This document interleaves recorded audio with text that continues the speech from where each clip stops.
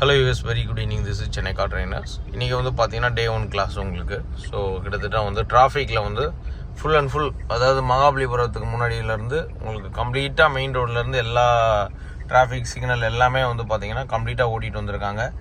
இப்போ நம்ம நிற்கிறது வந்து பார்த்தீங்கன்னா உங்களுக்கு கரெக்டாக வந்து ரைட் எடுத்து அடையாறு திரும்ப போகிறோம்.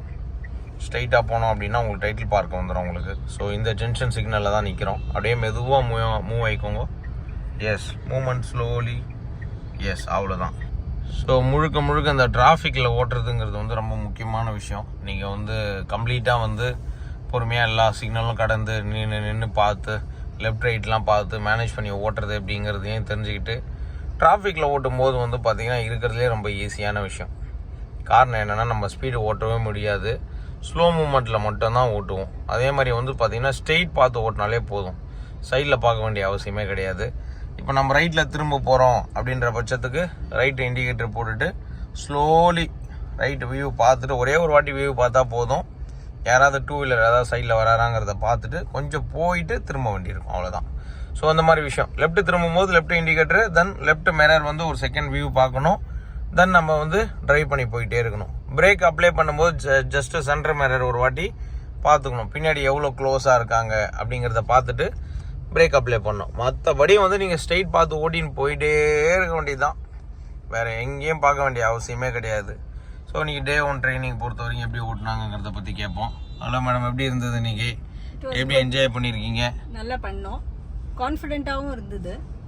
ஐ திங்க் எங்கே போனோம் அந்த பிளேசஸ் எல்லாமும் நல்ல ஒரு காம்படிட்டிவ் இதாக தான் இருந்தது. So it was good.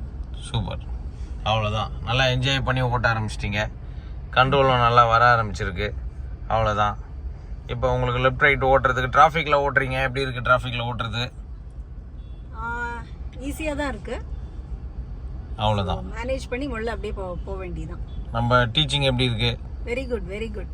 கூலாகவே இருந்தது. அவ்வளோதான், பி கூல். அதான் நம்ம ட்ரைனிங்லேயே சொல்கிறது தான், பி கூல் நாப்பி. அப்பப்போ குடிக்கிறது நம்ம காப்பி, அது ரொம்ப முக்கியம். ஏன்னா அப்பப்போ டயர்ட் ஆகிடுது இல்லையா? கூலாக ஓட்டணும். அதே சேம் டைமில் வந்து எனர்ஜி நம்ம வந்து அப்பப்போ பார்த்துக்கணும். ஏன்னா டிரைவிங்கை பொறுத்த வரைக்கும் என்னென்னா, கம்ப்ளீட்டாக ஓட்டும் போது தான் நமக்கு பசிக்க ஆரம்பிக்குமே. ஸோ அதனால தான் வந்து பார்த்திங்கன்னா நம்ம வீடியோவில் கூட நிறைய பேர் சொல்லியிருப்பாங்க, சார் கரெக்டாக அங்கங்கே நிப்பாட்டிடுவார், நமக்கும் பார்த்துப்பார், ஹெல்த்தையும் பார்த்துப்பார்.